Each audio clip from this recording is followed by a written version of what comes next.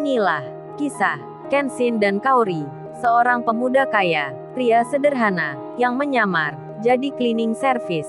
Versi Kaori TV, episode 515. Pagi yang datang, bos besar pun pulang. Kondisinya sudah baikan. Begitu pula dengan Kenshin, yang mengikuti ayahnya. Sedangkan Kaori sendiri, berada di rumahnya, bersama ayah dan mamanya. Kemudian mamanya Kaori bertanya, "Aduh putri mama habis gini punya anak ya? Mama nggak sabar ingin melihatnya. Ingin cepat-cepat menggendongnya. Emang udah berapa bulan ini Kaori? Kok kamu nggak kelihatan seperti hamil?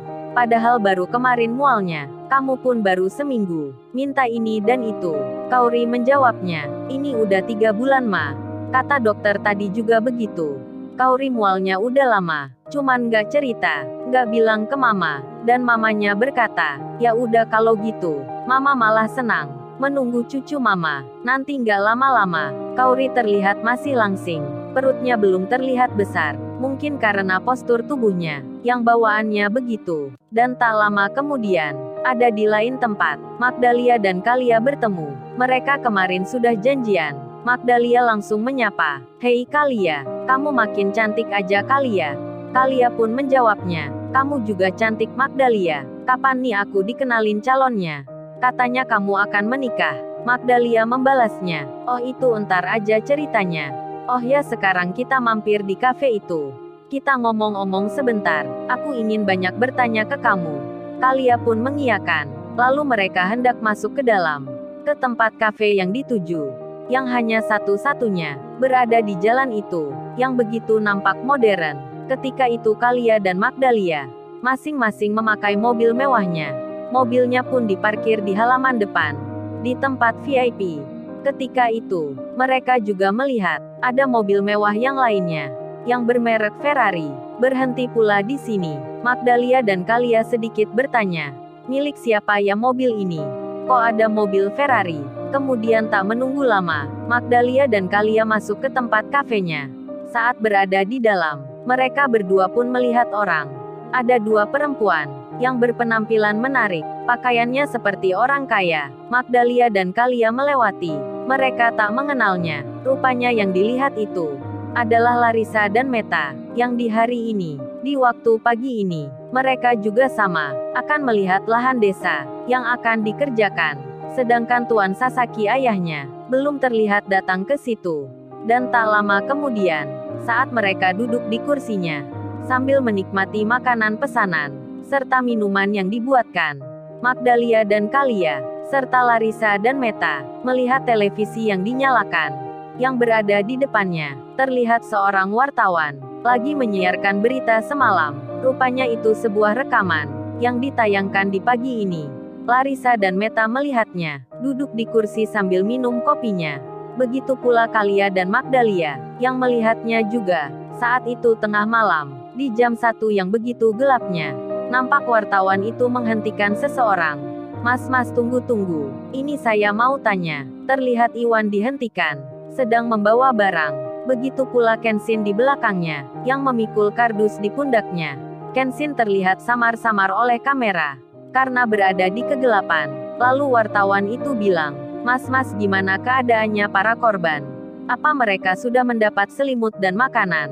Iwan pun menjawabnya, "Sudah mbak, kami ini sekarang telah berusaha untuk memberikan ke orang-orangnya. Jadi mohon maaf kami tak bisa lama. Saya harus segera jalan." Wartawan itu mengiyakan. Iwan pun berkata, "Ayo bro kita lanjutkan." Seketika itu juga, Larissa dan Meta, Magdalia dan Kalia, melihat Iwan yang diwawancara. Di waktu malam-malam, di daerah tempat bencana, mereka pun jadi terkaget. 4 orang perempuan itu tak percaya melihatnya dengan terkejutnya, apalagi nampak pula Kenshin di belakangnya.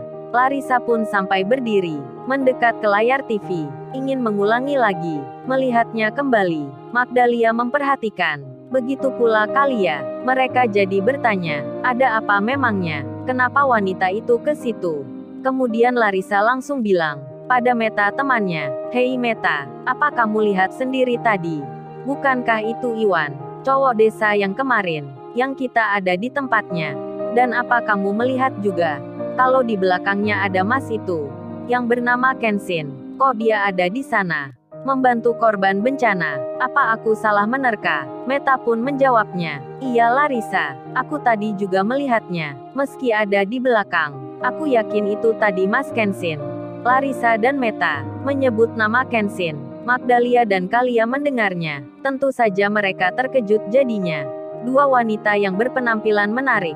Kok bisa sama-sama mengenal Kenshin? Magdalia dan Kalia tentu saja jadi bertanya, memangnya siapa mereka ini? Dalam hati masing-masing bicara.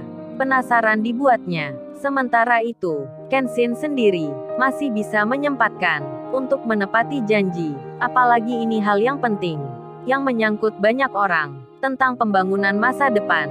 Ayahnya pun berkata, Ken cepat kamu berangkat, melihat lahan dan membuat rencana. Ayah ini sudah tak mengapa.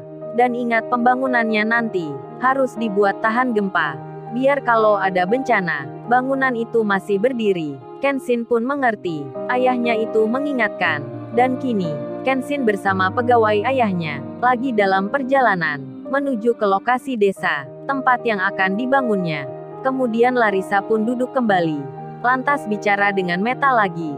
Tak berselang kemudian, mereka pun keluar. Larissa menuju mobilnya. Magdalia dan Kalia melihatnya. Ternyata Ferrari itu miliknya wanita tersebut. Kalia pun bicara, emang siapa ya cewek yang tadi? Kok bisa mengenal Mas Kenshin? Dan gua juga heran sekali. Kok bisa-bisanya Mas Kenshin itu ada di tempat bencana dan sekarang menuju ke sini? Kalia membaca pesan Kenshin yang sedang dalam perjalanan. Kemudian Kalia bicara dengan Magdalia. Ayo Magdalia kita langsung ke sana. Aku mau tahu tempatnya. Katanya tanah ayahmu juga dijual di situ. Magdalia pun mengiyakan. Kemudian mereka berangkat bersama. Sedang di lain tempat, si Iwan saat ini berada di rumahnya Ririn. Iwan apel pagi, sambil minum kopi. Di sela itu Iwan membalas pesannya Kenshin. Iwan menulis dalam handphonenya. Tunggu gua bro di situ. Gua akan segera menyusul. Entar bersama Ririn. Kenshin membacanya, menjawab dengan mengiyakan. Kemudian, Larissa pun tiba. Ayahnya Tuan Sasaki juga sama. Begitu pula dengan Meta, yang melihat lahan tempatnya, yang begitu luasnya. Para penduduk desa berkumpul di situ. Mereka menyambut dengan senyuman. Larissa pun demikian. Kini tak jadi sombong lagi. Tak merendahkan petani, seperti di waktu lalu, saat ada di desanya Iwan. Larissa pun tersenyum, menyapa warga dengan ramahnya. Meta temannya pun sama, merasa senang dirinya. Lalu Magdalia datang, berjalan bersama Kalia. Larissa dan Meta melihatnya, jadi bertanya langsung mereka, kok cewek di kafe tadi datang pula ke sini? Emang apa perlunya? Larissa belum tahu akan kepentingan Kalia, yang juga sama, nanti akan membangun di lokasi depannya. Kemudian Kenshin menelpon Kaori. Kenshin bertanya, Kaori kamu udah makan apa belum? Jangan sampai telat ya makannya. Oh ya, kalau jalan ke belakang, ke kamar mandi, yang pelan-pelan ya Kaori. Jangan tergesa-gesa, aku khawatir entar terpeleset. Kan kamu sekarang nggak sendiri, tapi ada si kecil bersamamu. Waduh Kenshin sangat perhatian. Sampai jalan saja diperhatikan. Kaori pun menjawabnya, apa sih Sai kamu kok khawatir begitu? Aku kan nggak kenapa-napa. Ini juga udah makan. Dan Kenshin bertanya, oh ya Kaori entar nama anak kita siapa ya? Kamu udah menyiapkan belum ya? Kan kata dokter kemarin kemungkinan laki-laki. Kembar pula katanya, aku belum ada nama nih Kaori. Dari semalam aku nggak tenang memikirkan itu. Kaori menjawabnya, aku juga belum ada Sai. Entar aja ya aku pikirkan. Mencari-cari namanya, mungkin juga bertanya ke teman. Atau kita beli buku aja. Kenshin menyahut, jangan Kaori, kalau dibukukan udah umum sekali. Aku maunya yang beda, kan mereka entar kembar. Jadi nggak sabar nih melihatnya. Kaori pun mengiyakan, iya Sai kalau gitu, kita tunggu aja ya nanti. Barangkali ada yang bagus dan cocok, baru kita berikan. Dan percakapan itu selesai, karena Kenshin sudah masuk desa, bersama Pak Michael dan pegawai yang lainnya. Kenshin tiba, Larissa pun melihatnya. Lalu, bagaimana kisah selanjutnya? Subscribe channel ini, untuk episode berikutnya. Terima kasih.